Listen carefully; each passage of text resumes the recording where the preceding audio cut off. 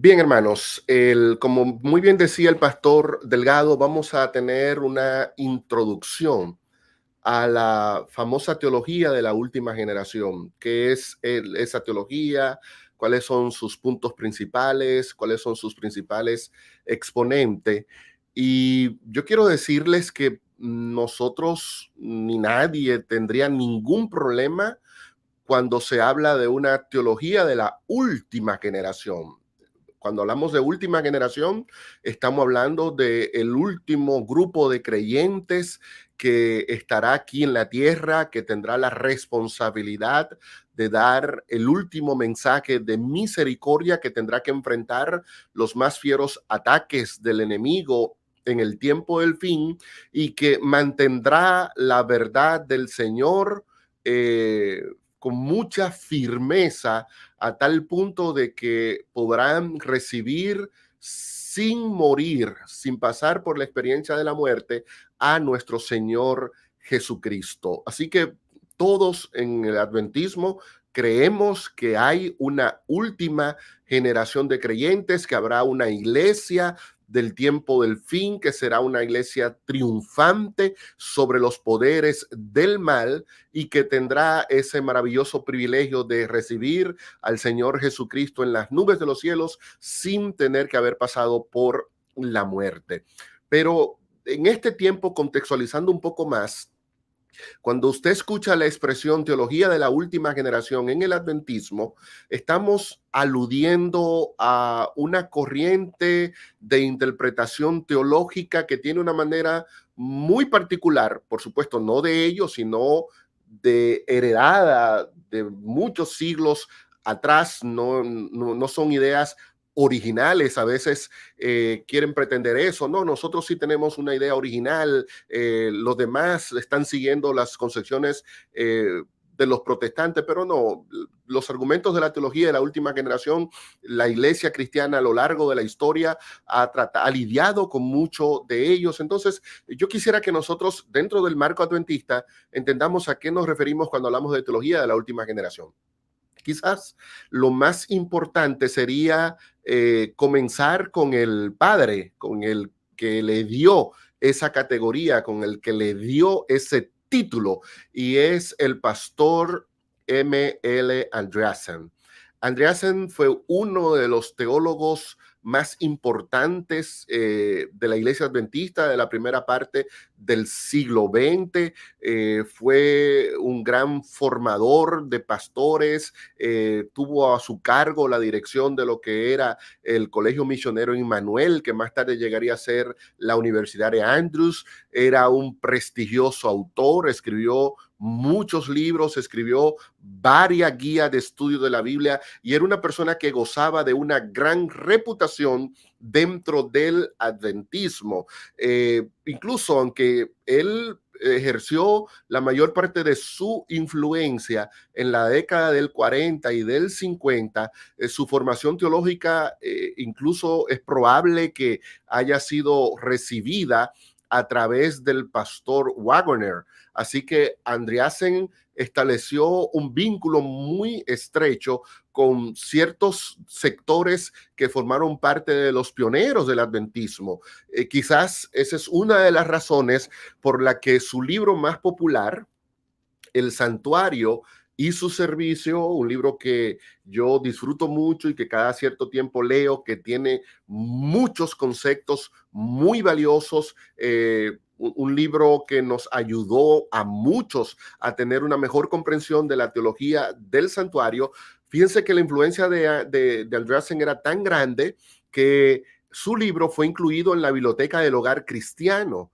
Y aquí solamente vamos a encontrar los libros de Elena de White y algunos top del adventismo, como Urias Smith, como Arthur G. Daniels, como D.L.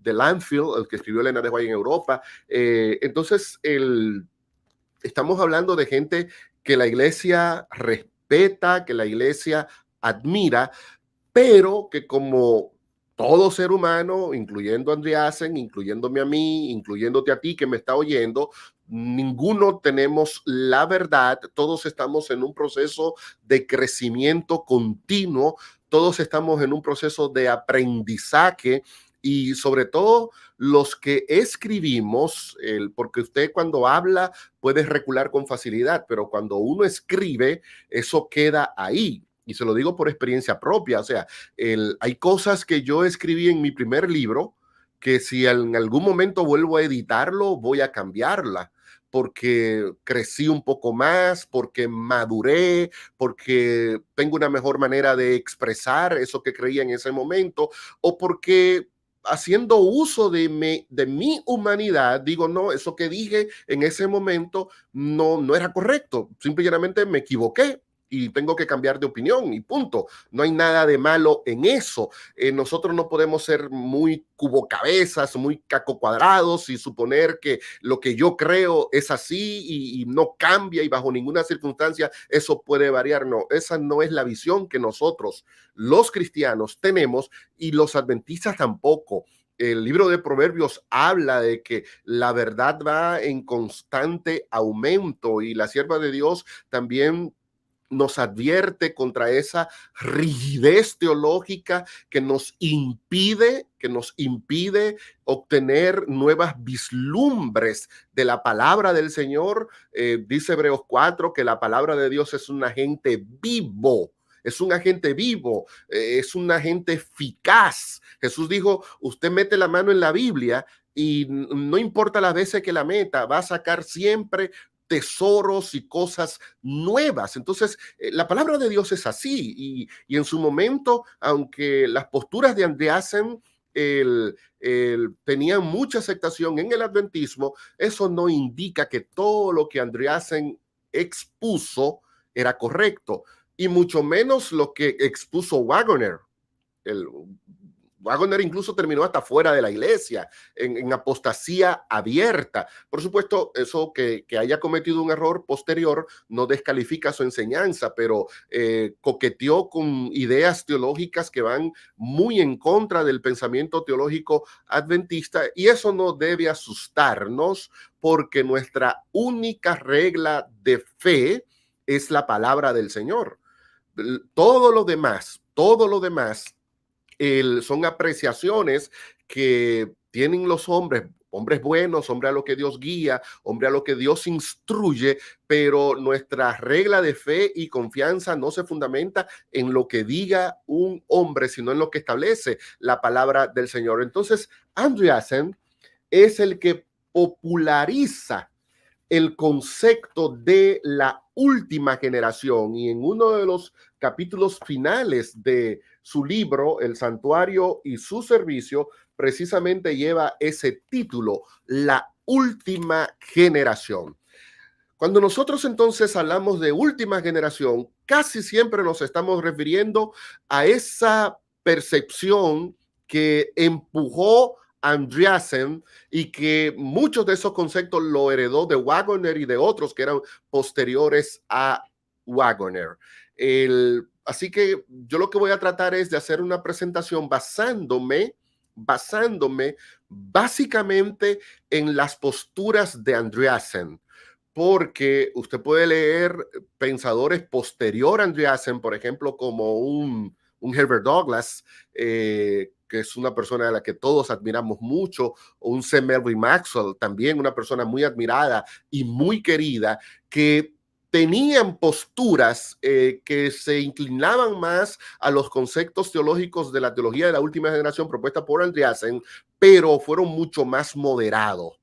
Tenían una postura mucho más centrada, mucho más equilibrada, y es probable que ese equilibrio que nosotros vemos en esos teólogos que también tenían ideas similares a la de Waggoner, quizás tenga mucho que ver con la formación teológica y la instrucción académica que ellos recibieron, porque ese tipo de nivel académico te hace ser menos rígido y menos arbitrario en tus posturas. Así que nosotros nos vamos a referir básicamente a los conceptos que presenta Waggoner.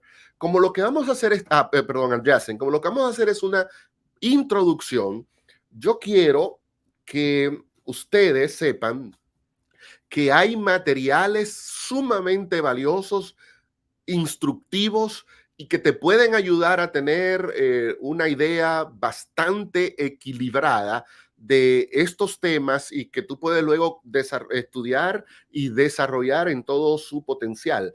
Por ejemplo, tenemos este libro, El carácter de Dios y la última generación. Es uno de los clásicos del adventismo. Es un libro que te va a ayudar con los principales temas que tienen que ver con este tema. Con toda humildad, decir no a la teología de la última generación de Rinder Bernsmet, también un libro muy, pero muy valioso. El libro de George Knight, Los eventos del tiempo del fin y la última generación. Y como el vino bueno se deja de último, el libro de nuestro querido amigo y pastor Héctor Delgado, La última generación, cuál es el papel que desempeñarán los santos en el tiempo del fin. Son obras que te van a ayudar a tener una mejor idea y que tú puedes conseguirla en nuestras librerías, en Amazon, en distintas formas, pero son materiales escritos por pastores adventistas, por teólogos adventistas, que nos van a ayudar a nosotros a poner la teología de la última generación en un marco bíblico y en un marco de los escritos de Elena de White con un equilibrio que pocas veces se ve en los que se adhieren a la postura del hermano Andreasen. Hay algunos conceptos clave en la teología de Andreasen y yo, para no juzgarlo mal y para que no digan que yo dije lo que Andreasen no dijo, en esta parte me voy a limitar a leer algunas de las declaraciones que hacen distintivo el pensamiento de Andreasen sobre la última generación. En la página 222 y 223 de su libro aparece quizás la tesis central de toda la argumentación de Waggoner. Y es una tesis que tiene que ver mucho con la concepción que tenía Andreasen del pecado. Me van a enredar siempre con Waggoner y Andreasen porque es la misma cosa. La concepción del pecado que tenía Andreasen, la concepción de perfección que tenía Andreasen, la concepción de victoria sobre el pecado que tenía Andreasen y sobre el papel que desempeñaría la última generación desde la perspectiva de Andreasen. Esta declaración nos da una perspectiva sumamente amplia de qué es realmente lo que procura y lo que enseña la teología de la última generación. En la página 222 y 223 de El Santuario y su Servicio leemos lo siguiente: en la última generación de hombres que vivan en la tierra quedará plenamente revelado el poder de Dios para la santificación. La demostración de ese poder es la vindicación de Dios. Y aquí vienen algunos conceptos clave. Según Andreasen, la vindicación de Dios depende de la santidad de la última generación. Ese es un concepto fundamental en el pensamiento de Andreasen y de sus herederos teológicos hoy en el siglo XXI. De inmediato, uno aquí tendría que preguntarse, entonces estamos haciendo que el creador dependa de la criatura. Es decir, que la vindicación del nombre de Dios en el universo no depende de lo que Dios haga, sino que depende de lo que haga la última generación. Dice el señor Andreasen, eliminará cualquier acusación que Satanás haya presentado contra él. Entonces, ahora la última generación no solamente vindica a Dios, sino que es la responsable de eliminar todas las acusaciones que Satanás ha hecho contra Dios. Es decir, los abogados de Dios somos nosotros. Yo quiero que ustedes presten atención a estas declaraciones. Primera declaración, la vindicación de Dios depende de la santidad de su pueblo.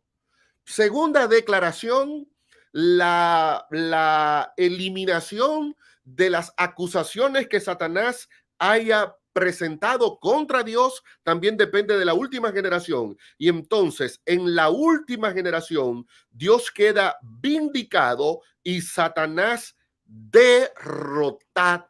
Entonces, ahora el tercer elemento que encontramos en esta cita es que los responsables de la derrota de Satanás, los responsables de la derrota de Satanás, somos los creyentes que vivimos en el último tiempo de la historia humana. Así que de esta declaración de la página 222 y 223 sacamos tres piezas clave del pensamiento teológico de los últimos generacionistas. Número uno, la vindicación de Dios depende de la santidad de su pueblo. Número dos, las acusaciones que Satanás lanzó contra Dios, los responsables de eliminarlas, de dirimirlas, somos nosotros. Y número tres, la derrota de Satanás también dependerá de lo que haga la última generación.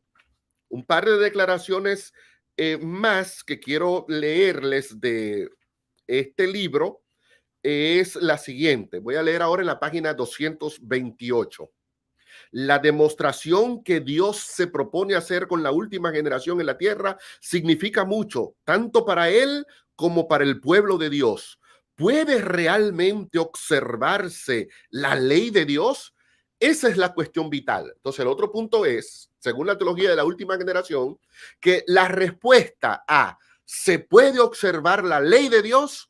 Los responsables de darla es ese último grupo de creyentes. Es decir, los demás creyentes, desde Adán hasta ese grupo, no tienen responsabilidad alguna con demostrar que la ley de Dios podía ser obedecida. No, esa responsabilidad recae sobre la última generación.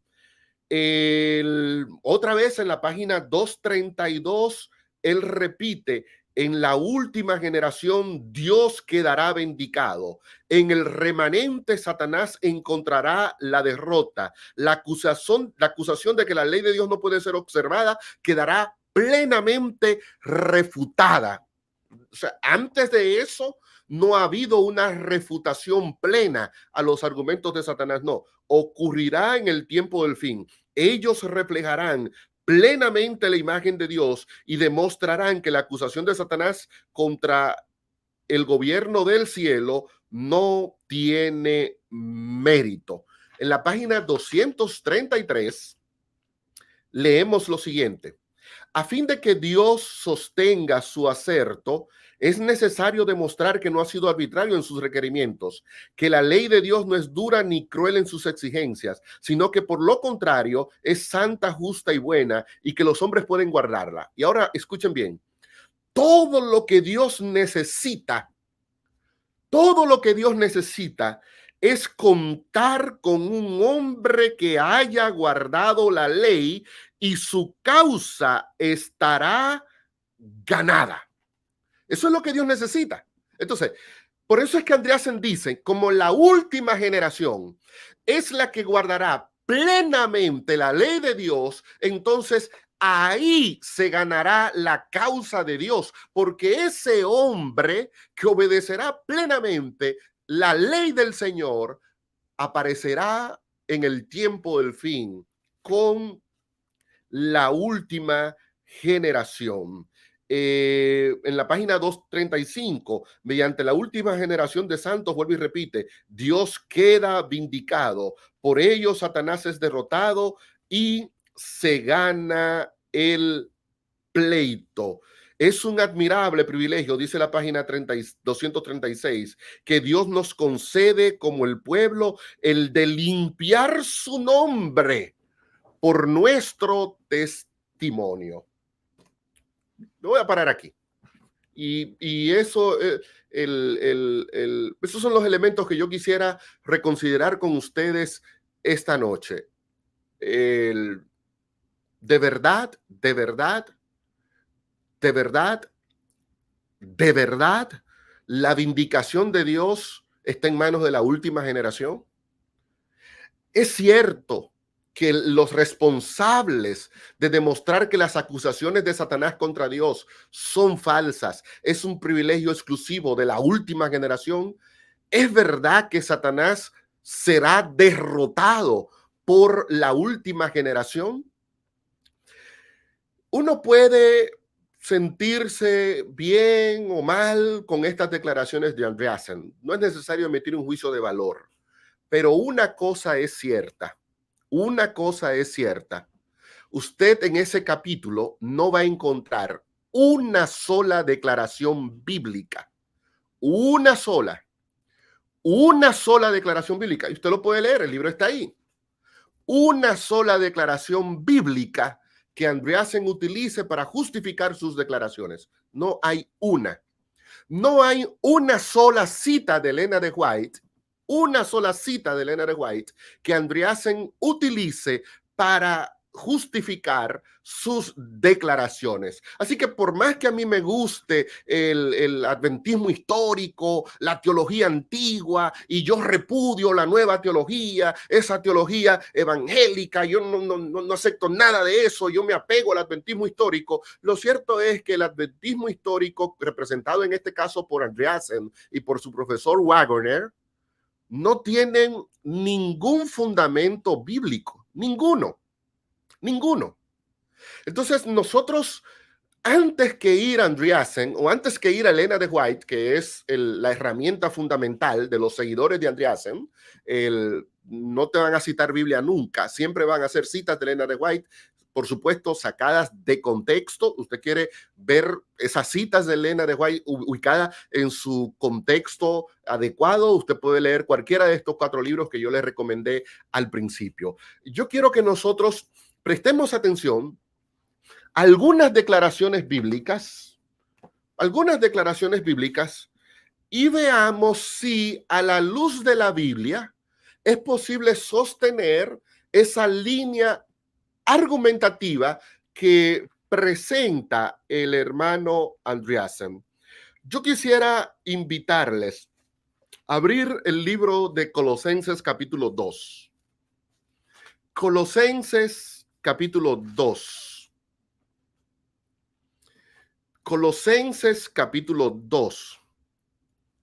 Vamos a leer el versículo 15. El versículo 14 nos habla de lo que está ocurriendo en la cruz. Y entonces, hablando de la cruz, dice el versículo 15, y despojó a los principados, a las autoridades, y los exhibió públicamente, triunfando sobre ellos en la cruz. En la cruz. Aquí Pablo está presentando el triunfo cósmico que Jesús está aplicándole a Satanás en la cruz. Satanás no será derrotado en el tiempo del fin. Satanás fue derrotado por Cristo en la cruz. Usted no va a encontrar un solo texto bíblico que hable y Pablo derrotó a Satanás y Vladimir derrotó a Satanás y la iglesia remanente derrotó a Satanás. No. La victoria sobre Satanás en la Biblia siempre la ejecuta Cristo. Y aquí en Colosenses capítulo 2 estamos viendo a Jesús triunfando sobre los principados, sobre las potestades, triunfando públicamente sobre las fuerzas del mal en la cruz del Calvario. En el libro de Hebreos capítulo 2, versículo 14, el apóstol dice lo siguiente: por cuanto los hijos participaron de carne y de sangre, él también participó de lo mismo, para destruir por medio de la muerte destruir. Allí Pablo habla de despojar, le quitó todas sus armaduras. Ahora viene aquí en Hebreos y dice, y Cristo con su muerte destruyó al que tenía el imperio de la muerte, esto es al diablo. Entonces, estos textos son muy claros. Satanás quedó derrotado en la cruz. Cristo no requiere otra victoria sobre Satanás. En el libro de Apocalipsis, capítulo 5, Apocalipsis capítulo 5, versículo 5 dice, entonces uno de los ancianos me dijo, no llores, porque el león de la tribu de Judá, la raíz de David, ha vencido. Y es una acción pasada, ha vencido. Ya Cristo obtuvo la victoria sobre Satanás. Ya Satanás fue derrotado. Dios no necesita otra demostración que ponga de manifiesto la derrota de Satanás, porque ya eso lo consigue Cristo.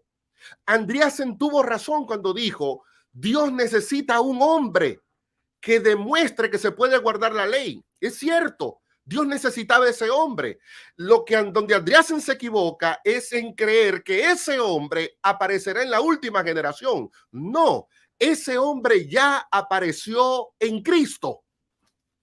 Jesús, por su vida, demostró obediencia perfecta a la ley de Dios y por su muerte derrotó y destruyó a Satanás, lo venció. Cualquier victoria que pueda tener el creyente no es más que una aplicación en su vida de la victoria de Cristo.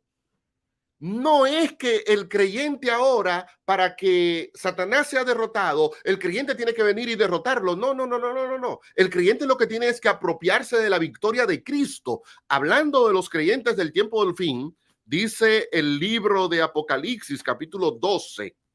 Apocalipsis, capítulo 12, versículo 10, versículo 11. Apocalipsis 12, 11. Y ellos lo han vencido. ¿Por qué? Por medio de la sangre del Cordero. Es decir, lo que se está planteando aquí en Apocalipsis 12 es la victoria que va a obtener el pueblo remanente de Dios. No es una victoria que ellos consiguen por sí mismos, es una victoria que se le atribuye a ellos sobre la base de la victoria que Jesús obtuvo en la cruz cuando derramó su sangre. Satanás fue derrotado por Cristo y es una victoria absoluta. No se necesita que otro grupo venga a derrotar a Satanás, no.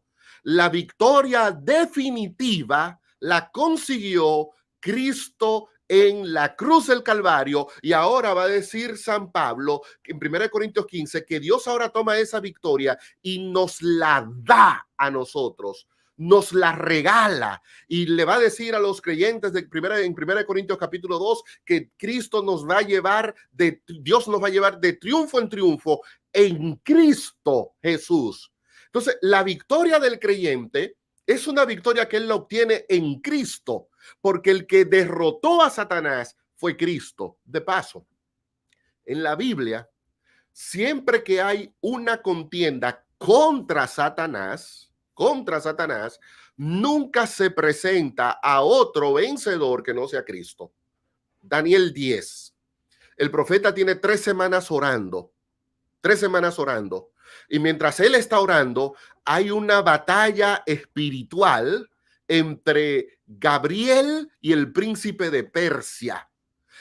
Pero no termina Daniel 10 diciendo que La oración de Daniel fue la que consiguió la victoria sobre el príncipe de Persia, que el ayuno de Daniel fue el que dio la victoria sobre el príncipe de Persia, que el príncipe de Persia quedó derrotado por la vida piadosa y santa de Daniel. No, Daniel tenía 3 semanas orando, Gabriel tenía 3 semanas luchando, pero no fue hasta que vino Miguel, Cristo, cuando el príncipe de Persia, que es una representación de Satanás, finalmente fue derrotado.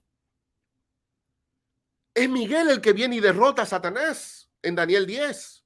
En Judas capítulo 1, cuando Satanás está reclamando el cuerpo de Moisés, es Miguel, Cristo, el que viene y derrota a Satanás. En Apocalipsis capítulo 12, con esa gran rebelión que comenzó en la tierra, en el cielo y que continúa en la tierra, quien derrota a Satanás es Miguel. Usted no va a encontrar en la Biblia que la victoria sobre Satanás se le atribuya a un ser humano. No importa quién sea, póngale el nombre que usted quiera. Llámele Enoc, llámele Job, llámele Noé, llámele Abraham, llámele Daniel, llámele Pablo, Pedro, el que usted quiera. No va a encontrar ese concepto porque es un acto de suma presunción, que uno de nosotros crea que puede derrotar a Satanás. No importa el ejercicio espiritual que realice. No importa el ejercicio espiritual que realice. Usted no puede derrotar a Satanás. ¿Por qué? Jesús lo explicó en Lucas capítulo 12. Jesús dijo, tiene que venir uno más fuerte, porque él llama a Satanás allí el hombre fuerte. El hombre fuerte, que es Satanás, tiene control y guarda su palacio. Y usted ni yo vamos a poder destruir ese palacio. Tiene que venir, dice Jesús, uno más fuerte. Y ese que es más fuerte viene y lo destruye y le conquista el palacio y lo echa y lo saca. Pero es una obra que la realiza Dios. Y que cuando el creyente recibe el beneficio de ella, lo recibe no por medio de una participación activa, lo recibe por medio de una participación pasiva, porque lo que hace es apropiarse de la victoria de Cristo. Entonces, la última generación se apropiará de la victoria de Cristo y entonces podrá salir victoriosa del tiempo del fin, pero no porque la derrota de Satanás depende de ellos. No, Satanás ya fue derrotado en la cruz del Calvario. Satanás es un soldado sin cabeza. Ya su cabeza fue pisada, fue destruida. Y lo que simplemente estamos es esperando que el juego profético llegue a su final, pero la sentencia sobre Satanás ya fue ejecutada en la cruz del Calvario. El concepto de que, bueno, es la última generación la que vindica a Dios. Y es la última generación la que hace que las acusaciones que se lanzaron contra Dios se demuestre que son falsas. Bueno, eso no es bíblico tampoco. Eso no es bíblico. En un pasaje muy estudiado por los teólogos de la última generación, Apocalipsis capítulo 15, porque para ellos es un capítulo muy importante que tiene que ver con el cierre del tiempo de gracia, con el cese de las funciones sacerdotales de Cristo en su santuario celestial. Dice Apocalipsis 15 lo siguiente: y cantan, está hablando ya en el momento cuando termina la mediación de Cristo en el cielo, y cantan un cántico de Moisés, siervo de Dios, y el cántico del Cordero, diciendo: grande y maravillosa son tus obras, Señor Dios Todopoderoso, justo y verdaderos son tus caminos.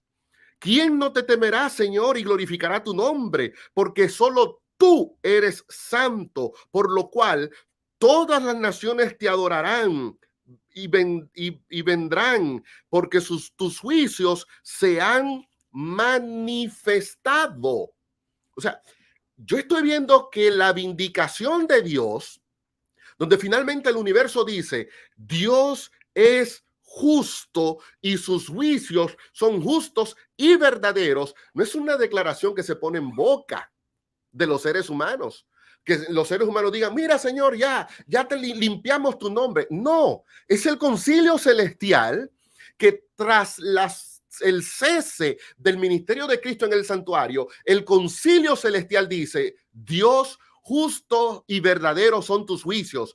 Tú eres el Todopoderoso y tú eres santo. ¿Quién es el que no te va a temer y te va a adorar? Entonces, la vindicación de Dios no depende de lo que haga el pueblo de Dios en la tierra. La vindicación de Dios es un canto que elevan los seres celestiales. Es una declaración que no sale de los labios humanos, sale del mismo trono de Dios. De paso, es sabido por todos nosotros que el proceso investigativo que se está llevando en el cielo tiene que ver mucho con que se despeje, para usar una frase de Elena de White, de las inteligencias celestiales cualquier duda de la justicia divina. Pero ese proceso de despeje de las dudas, la justicia divina, se lleva a cabo cuando las inteligencias celestiales comprueban que los actos de Dios, aunque Él lo hizo ejerciendo su soberanía, bajo ninguna circunstancia son el resultado de un Dios arbitrario, de un Dios tirano, de un Dios déspota. Y entonces ellos ahora, cuando miran el cuadro, ellos que conocen bien cuáles fueron las acusaciones que Satanás lanzó contra Dios en el cielo, entonces son ellos los que proclaman que las acusaciones de Satanás son falsas y que las decisiones de Dios y los juicios de Dios fueron justos y verdaderos. Así que a la luz de la Biblia, no podemos atribuirle a los seres humanos, a la última generación de creyentes, el hecho de que las acusaciones que Satanás lanzó fueron dirimidas. No somos los seres humanos los que damos ese veredicto. Son las inteligencias celestiales las que descargan a Dios de las acusaciones que el enemigo lanzó contra él. Y lo que tiene que ver la acusación de que la ley no podía ser guardada, esa acusación no la demostraste tú ni yo. Esa acusación la desmontó Cristo cuando vino y fue el único que obedeció perfectamente la ley del Señor. Ningún otro ser humano ha podido hacer eso. Cristo fue el que demostró eso. Finalmente, un último concepto más. Vaya conmigo a Juan capítulo 1. Juan capítulo 1, versículo 18. Juan 1, 18. Dice Juan lo siguiente: a Dios nadie lo ha visto jamás. El unigénito que está en el seno del Padre, Él lo ha dado a conocer. Él lo ha dado a conocer. Esto tiene que ver con el último concepto que quiero analizar de esa declaración de Andreasen. ¿Quién es el responsable de vindicar el carácter de Dios? ¿Soy yo o fue Cristo?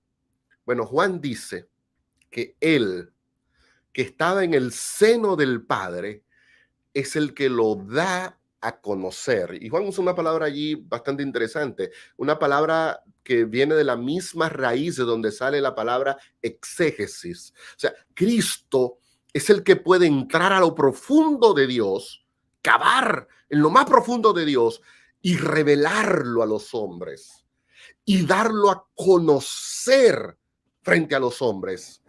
El que quiera ver el carácter de Dios no lo va a encontrar en primer lugar mirándote a ti o mirándome a mí, porque la responsabilidad principal de enseñarle al ser humano quién es Dios fue responsabilidad de Cristo. El que me ha visto a mí, le dijo él, creo que a Felipe, el que me ha visto a mí en Juan 14, ya ha visto al Padre, pero es el que me ve a mí. porque yo soy la perfecta revelación del carácter de Dios. Yo soy la perfecta manifestación de lo que es Dios. Si yo quiero conocer el carácter de Dios, yo tengo que venir a Cristo.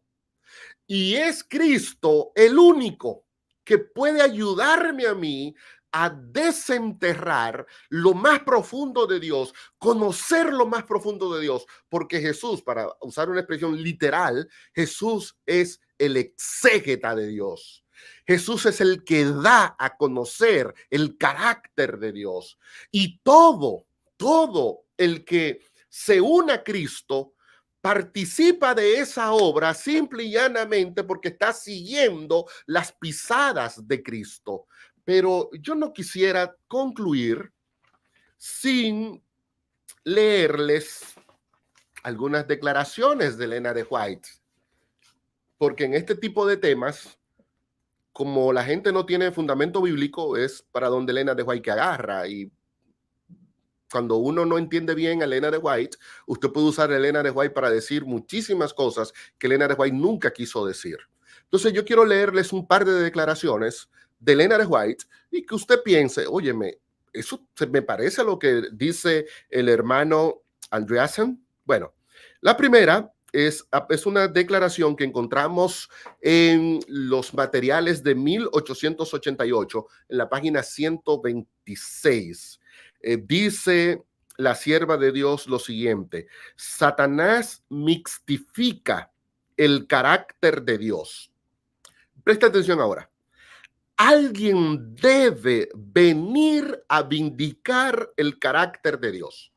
Alguien debe venir a vindicar el carácter de Dios. Es como dijo Andreasen, alguien tiene que vindicar el carácter de Dios. Andreasen dice que la vindicación del carácter de Dios es una responsabilidad de la última generación. Bueno, Elena de White, en sintonía con la Biblia, porque no puede ella contradecir a la Biblia, entonces dice que el que debe venir, ese alguien que viene a vindicar el carácter de Dios, aquí está. Ella dice, es Cristo, quien se levanta como representante delante del Padre. Entonces, la sierva de Dios dice, ¿alguien tiene que vindicar el carácter de Dios? Sí. Y ella, contrario a los que argumentan los de la teología de la última generación, ella dice, pero ese que va a representar el carácter de Dios no es la última generación de creyentes. Quien tiene la responsabilidad de vindicar el carácter de Dios es Cristo. Y Él es el que se para delante del Padre. En otra declaración que aparece en Patriarcas y Profetas, página 49 de esta edición, de la última, no de la pequeñita, página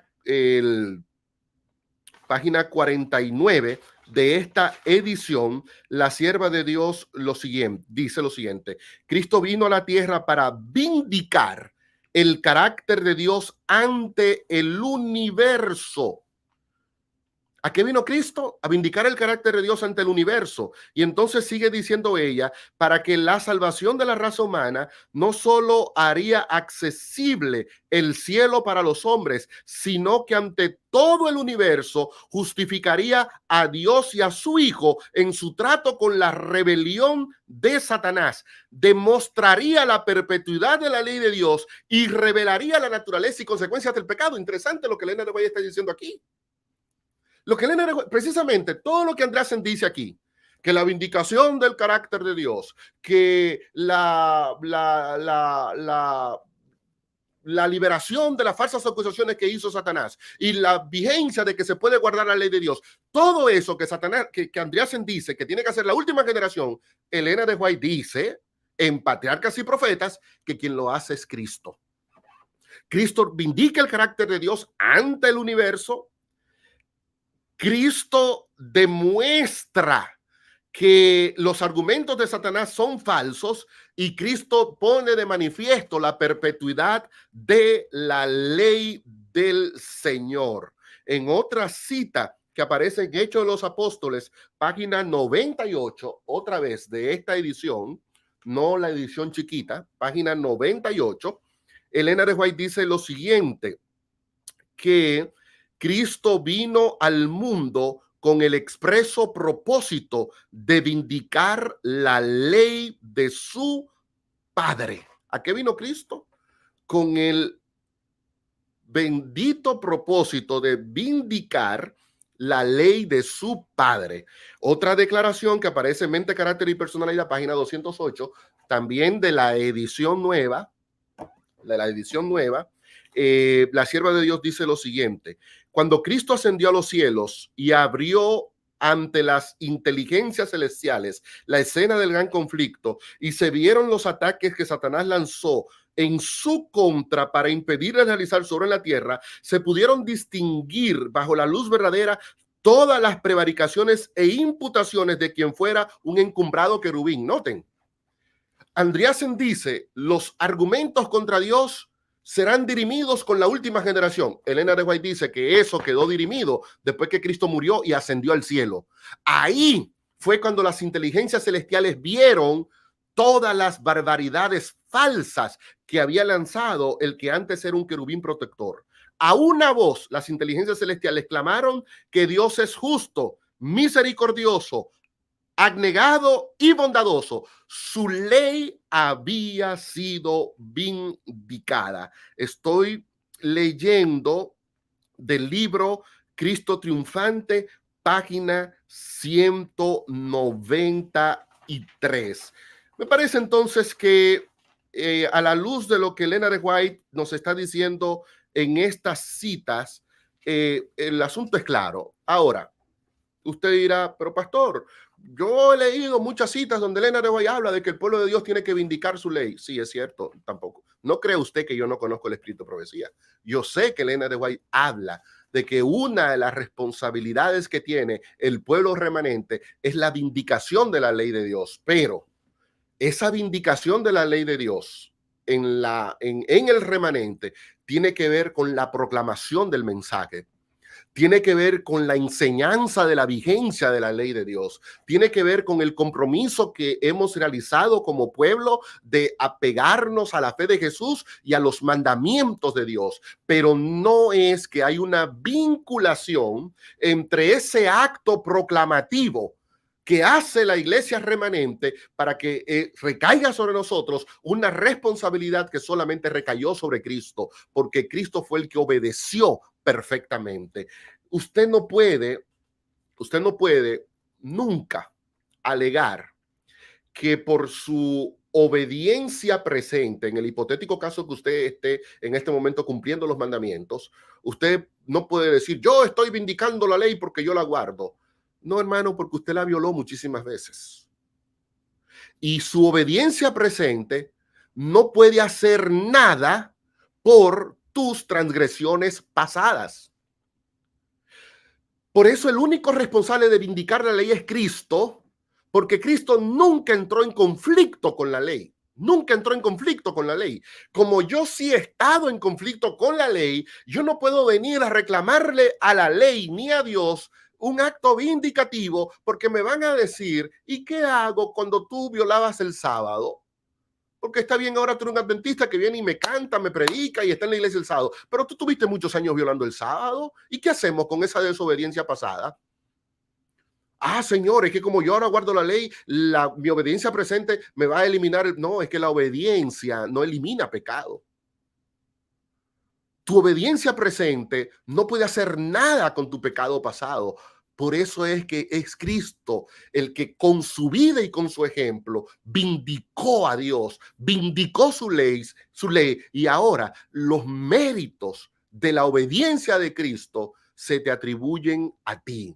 Y ahora lo que Jesús ganó por su vida, dice Romanos capítulo 5, y ahora por la justicia de uno, nosotros fuimos constituidos justos, pero no es por nuestra justicia, es por la justicia de Cristo, porque en Cristo Dios derrotó a Satanás, demostró la falsedad de las acusaciones de Satanás y demostró la vigencia de la ley de Dios y la vindicación de su ley. Eso Dios lo hizo en Cristo. Eso es lo que enseña la Biblia y eso es lo que enseña el espíritu de profecía.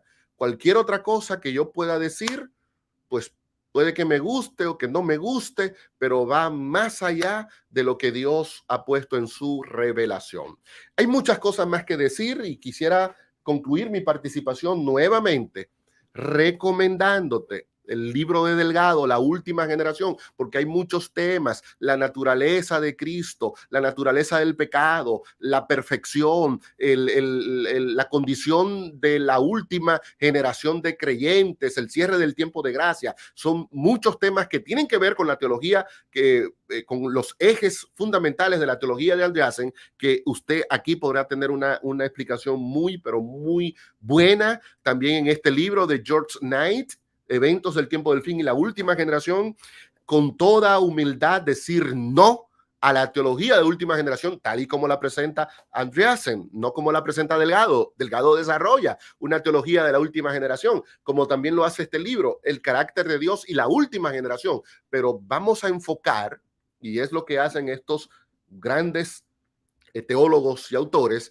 vamos a enfocar el tema de la última generación dentro de su marco bíblico y dentro del marco del espíritu de profecía, y siempre con una actitud de humildad, de equilibrio, dando siempre la posibilidad de que el Señor puede continuar añadiendo más conocimiento y aprendizaje a su pueblo, y todos estamos en ese proceso.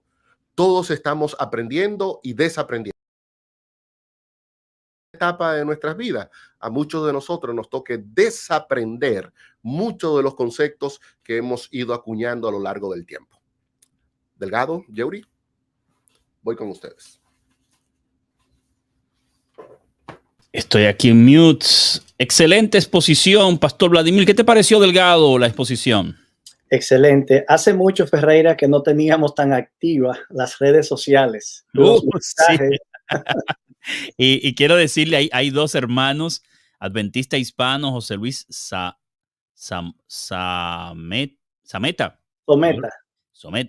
Dios lo bendiga a ambos. Dios le bendiga. Está muy activo escribiendo allí bastante. Muchas bendiciones para ellos y para todos los que están escribiendo también. ¿Qué te pareció la ponencia de hoy, Héctor? Bueno, evidentemente Vladimir ha hecho una excelente introducción. No ha dicho lo que él cree que Andreasen dijo.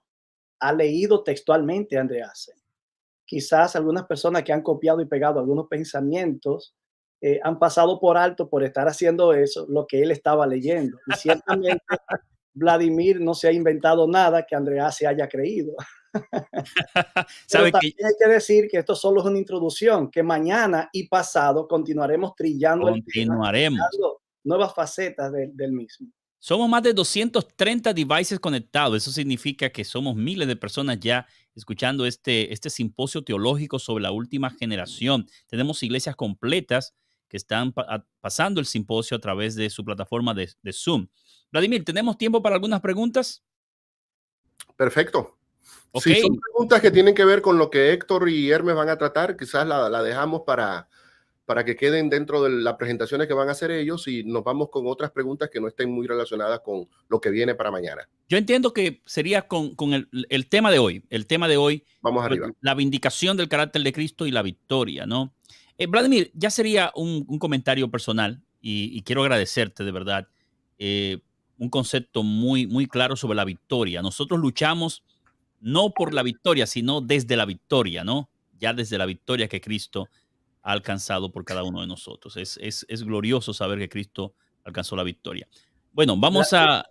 Alguien preguntó, sí, ¿cuándo han dicho los promotores de la teología de la última generación que es por los hijos de Dios o los santos del tiempo del fin que se vindica el carácter de Dios? Bueno, lo leí en el libro, la página 222 y 223 del libro de Andreasen, El santuario y su servicio. Por eso dije al principio que la exposición iba a estar fundamentada en el máximo exponente que tiene ese pensamiento teológico, que es el pastor Andreasen. Ha habido distintas variaciones a ese pensamiento, pero mi presentación estaba fundamentándose en lo que ha dicho Andreasen. Amén. Mira este comentario, Héctor. Dice nuestra querida hermana: excelente exposición. Estamos en Zoom, más de 12 personas escuchando. Gloria a Dios. Lesbi, bendiciones. Gracias por por tu apoyo, por tu Así es. dedicación. Muy bien. Tenemos una pregunta acá. Puede ser una pregunta muy sencilla, pero una hermana preguntó, ¿qué es la última generación? O sea, sería una pregunta de ABC. ¿Qué Bien, es la última generación? es el grupo de creyentes que estará vivo para la segunda venida de Cristo. El último grupo de hombres y mujeres que tendrán que dar el último mensaje de misericordia al mundo, el grupo de hombres y mujeres que tendrán que lidiar con la última etapa de la persecución, con la promulgación de las leyes dominicales, con el cierre del tiempo de gracia, con el tiempo de angustia. Es ese último grupo que tendrá ese privilegio, digamos, de ver al Señor Jesús venir sin tener que pasar por la muerte. A eso nos referimos cuando hablamos de la última generación. Alguien preguntó también si se puede decir que la teología de la última generación, como se está estudiando ahora, es como un sistema de creencia antropocéntrico en lugar de ser teocéntrico. Esa es una pregunta. Totalmente. Y yo explicaba hoy en una reunión que tuve con los pastores de la Asociación de Gran Nueva York que es una herencia de Pelagio. Pelagio decía que el ser humano podía volver al estado de perfección. Pelagio, de hecho, no era un pastor adventista ni era un protestante. Para los de la última generación que creen que lo que ellos dicen es nuevo, bueno, lo que ustedes dicen ya en el siglo IV, Pelagio, una persona a quien la iglesia tildó de hereje, enseñaba que el ser humano podía alcanzar por sus propios méritos la impecabilidad. Y entonces luego se desarrolló dentro de la iglesia cristiana y los adventistas tendemos más a esa línea, el concepto semipelagiano, que es una postura intermedia donde yo hago una partecita y Dios hace otra. El punto es que a la luz de la Biblia y a la luz del espíritu de profecía, todo lo que pueda ocurrir en nuestra vida es resultado de la obra de Dios en nosotros. Entonces no hay un punto donde yo pueda decir, bueno, Señor, yo contribuí, yo hice, yo aporté. No, porque es Dios el que está actuando a través de mí. Amén. Gloria a Dios, amigos. Gloria a Dios. Yo creo que aquellos que piensan que van a vindicar el carácter de Dios o que por ellos es que depende la vindicación del carácter, debieran leerse Apocalipsis capítulo 5, la alabanza al Cordero, ¿no? Cómo allí se atribuye toda la gloria, toda la honra, todo el honor y cómo los seres angelicales se quitan sus coronas para colocarle en aquel que venció, hermano. Yo doy gloria a Dios porque imagínate, Vladimir, si dependiera de mí, Por Dios aquí mío. hay otra pregunta. ¿Cuándo los promotores de la teología de la última generación se han autoproclamado mérito en la impecabilidad? Bueno, yo no soy un promotor de la última generación, entonces yo no soy el abogado de ellos para decirte a partir desde cuándo ellos lo dicen. Yo sí te voy a decir una cosa, yo no he oído a uno de ellos, yo de paso no oigo a nadie. No te puedo decir que estoy oyendo sermones de lo que ellos están diciendo. Me limito a leer. Yo nunca he leído que uno de ellos diga, ya miren, yo soy perfecto, yo vencí el pecado, yo soy, participo de una naturaleza que ya no tiene ningún tipo de vinculación con el pecado. Yo nunca he escuchado que uno de ellos tenga el valor de atribuirse esa victoria. De hecho, si lo hicieran, entrarían en conflicto tanto con lo que dice Primera de Juan, que el que dice que no tiene pecado, el tal es mentiroso, y con Elena de White, que dice que una persona que asegura, lo dicen Hechos de los Apóstoles, que asegura que no tiene pecado, deshonra a Dios. Entonces, yo nunca he oído que uno de esos promotores, o nunca he leído, se atribuye a sí mismo alcanzar lo que él quiere atribuirme a mí, porque él sí quiere que yo sea perfecto, impecable y que yo sea el que alcance la victoria y que yo sí pueda decir que no, yo no voy a caer en eso. No, porque no es algo que lo podamos demostrar con la Biblia o con el espíritu de profecía. Pero yo no te puedo, tendrías tú que preguntarle a uno de los que enseñan esa versión teológica. Bueno, Vladimir, muchas gracias, de verdad, gracias por la exposición. Mañana continuamos, Pastor Delgado, con el Pastor Hermes Tavera. ¿Nos puede decir cuál será el tema que trataremos mañana, Pastor Delgado? Y el pastor Hermes Taver estará tratando mañana el tema de la última generación de creyentes. Y La el última viernes generación. su servidor estará tratando el papel del pueblo de Dios después del cierre de gracia. Así que muchas preguntas que se han inferido hoy posiblemente queden respondidas mañana y pasado mañana. Estaríamos hablando mañana de la identidad de la última generación y Así el es, viernes sobre el papel de la última generación después del fin del tiempo de gracia. ciertamente. Bueno, amigos y hermanos, esto es oro molido de lo que estamos presentando aquí desde la plataforma de la Great New York Conference en el Ministerio Hispano, que nos abocamos siempre a la educación teológica de nuestros miembros. Vladimir, muchas gracias, de verdad.